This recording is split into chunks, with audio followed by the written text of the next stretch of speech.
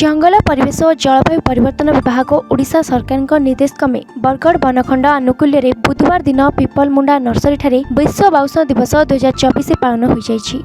एही परिप्रेक्षी में मुख्य अतिथि भाव बरगढ़ जिला वनखंड अधिकारी विक्रम देव पट्टनायक, नूतन एसीएफ भाव जोग देइथिबा हरमन रथ, एसीएफ राजेंद्र कुमार भोई, प्रकृति बंध भैरव, प्रकृति बंध फिरोज साहू, भटली वनांचल अधिकारी तथा एसीएफ सुब्रत कुमार साहू सम्मानित अतिथि भाव जोग देइथिले। प्रथमे अतिथि मानक द्वारा मां बन दुर्गा को पूजा पूर्वक दीप प्रज्वलन कर सभा कार्यर शुभारंभ करथिले। अतिथि मानक द्वारा परवर्ती पीढ़ी पर बाउंश समाधान अभिनवीकरण एक परिकल्पना उपरे पुंखानुपुंखा भाव आलोचना करथिले। बाउंश एक एपरी गछ जहाँकि बहु कम सुरक्षा अति शीघ्र वृद्धि पाई थाए तथा दीर्घ समय पर बंची रहे।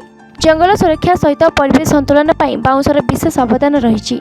एणु जंगल में बाउंश रोपण करने द्वारा वन्यप्राणी गाँमुआ न होई जंगल में सुरक्षित रही था। किभली आजिकार परिस्थिति में बाउंश रोपण और तार सुरक्षा दे पारिबा से संबंध में आलोकपात करथिले।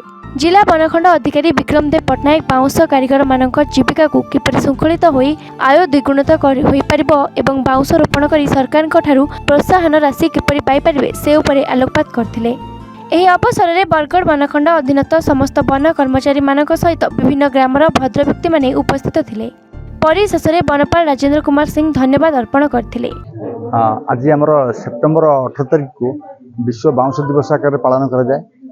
से आम यही भटली रे गोटे विश्व बाउंश दिवस पालन आम गोटे कार्यक्रम आयोजन करूँ।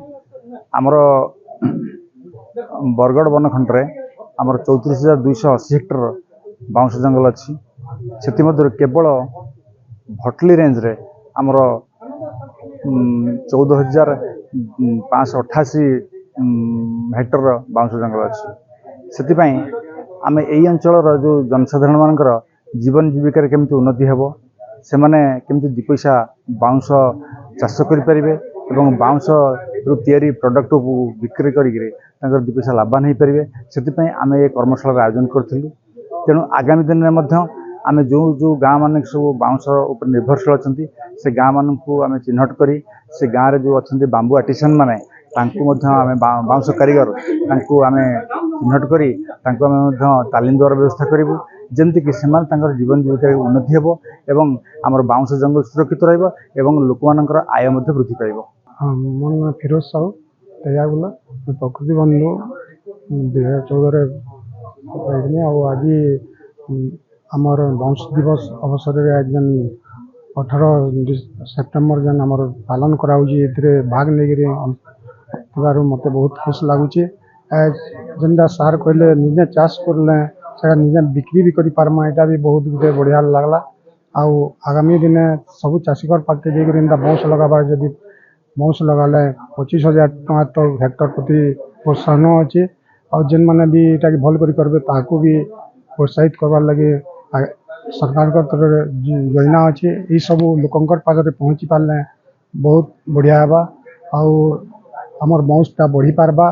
बाउंश जेनटा कि आम खाली बाउंश आम घर टन धरिक खाबार टन पोशाक तक भी बाउंश उपकारिता होची।